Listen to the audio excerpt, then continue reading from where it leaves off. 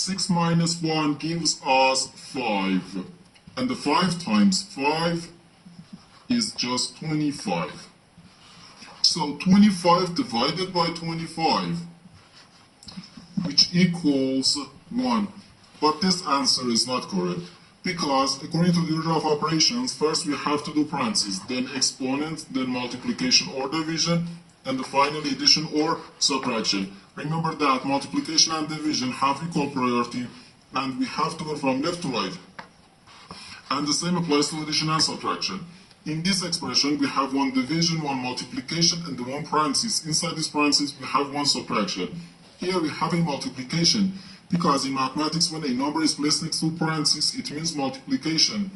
And we usually don't write the multiplication sign for brevity. Okay?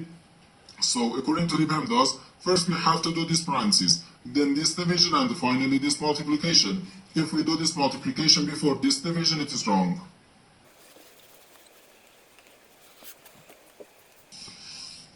So first we have to do this parenthesis. 6 minus 1 is just 5. So 25 divided by 5, then times 5. Now we have one division and one multiplication.